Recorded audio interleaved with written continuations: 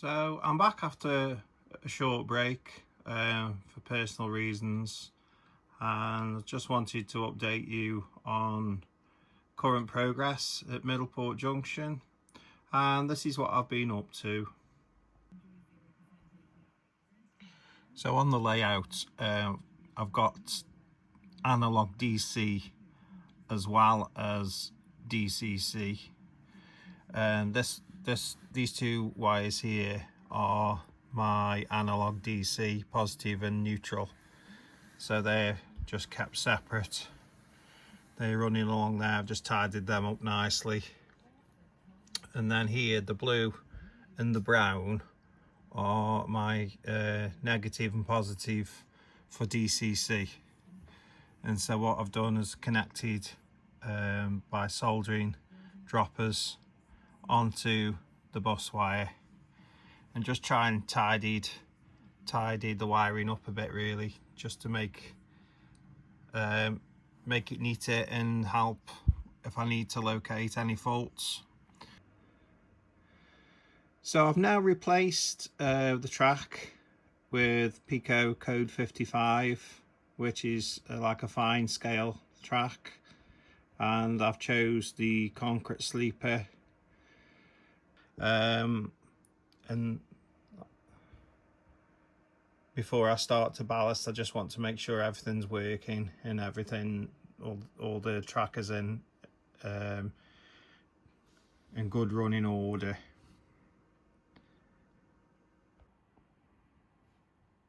So just at the testing stage now. This is DC analog. We're just going to run a few trains up and down this line here.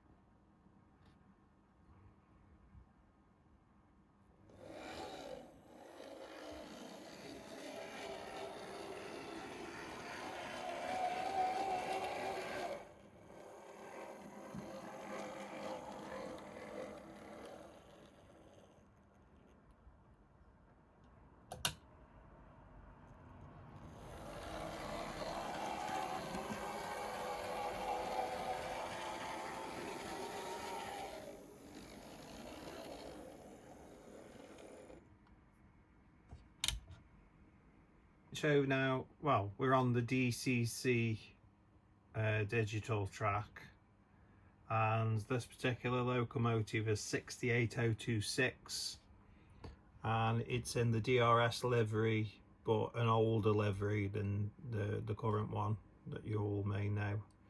And so we're just going to test this piece of track now, just give it a quick run up and down.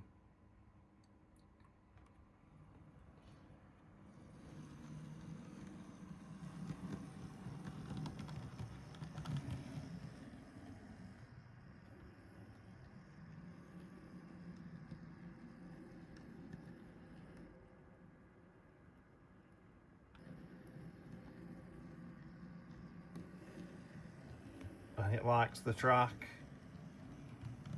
no problems with the track at all, no stuttering, no juddering.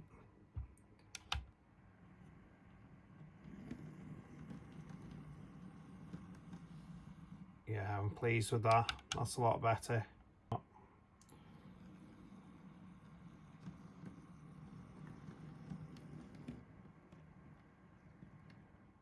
Yeah, I'm pleased with that. Now, just something else to mention.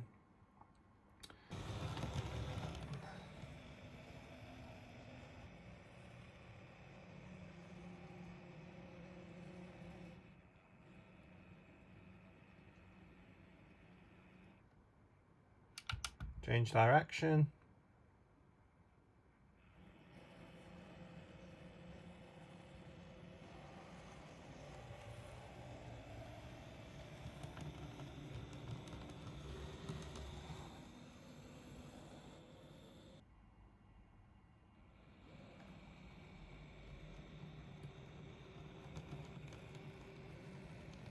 very smooth, no problem at all.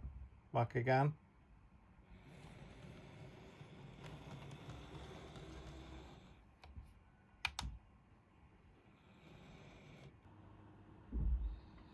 So once all the track was tested, I've been ballasting now, and as you can see, this is an area that I've recently completed.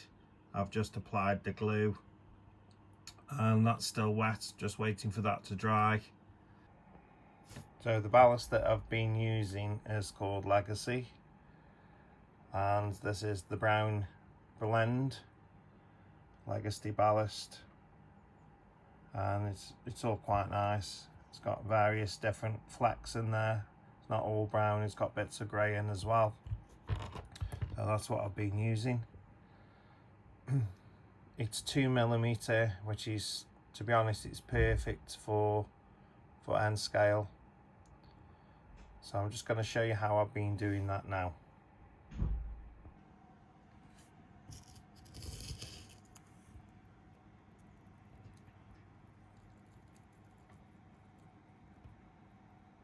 So we grab a little pinch.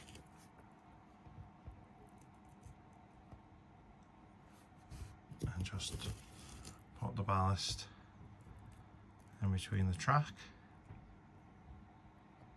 like so. And using a paintbrush, we just brush any excess ballast. And what we're looking for is the ballast to fall in between the sleepers, but so that you can still see the sleepers, the concrete of the sleepers, and it isn't completely covered with ballast like that.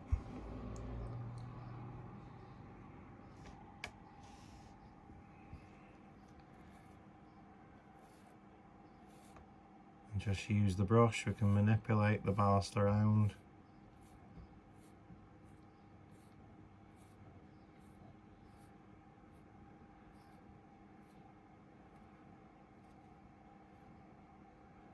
Just brush off any excess.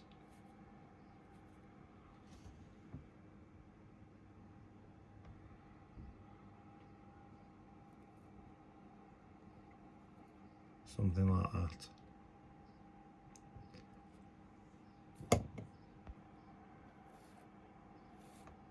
And just use the brush, we can manipulate the ballast around.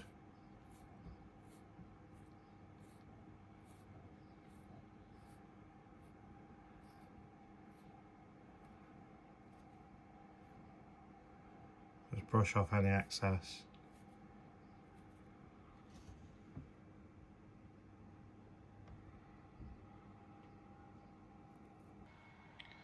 So this is my glue mix. So this consists of just normal PVA glue, mixed 50-50 with water, given a good stir, and a couple of drops of washing up liquid, and you'll end up with a nice runny glue solution. So I'm just using this pipette to apply the glue.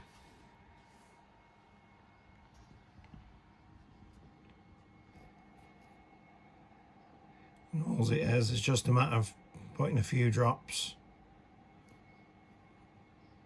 quite liberally on onto the ballast and the track. And what this will do is just make its way through the ballast. It'll soak in the ballast and then it'll dry. And so as it's soaking in, it'll look like this. And when it's fully dried, it'll look something like this. Now, sometimes you can get ballast sticking to the rails. And so what I use is just a flat file, a very fine file, and just run that along the inside and the outside of each rail, just to make sure that there's no ballast that is stuck to the rail, because that can cause derailments of your train. I'll just give this a rub up and down just to remove any ballast that's attached itself to the rail.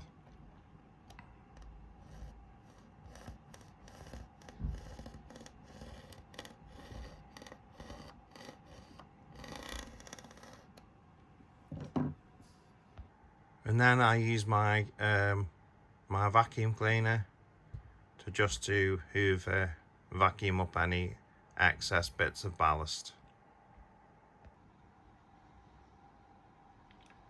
So you might want to turn the sound down as I switch this on, because it might be a bit loud.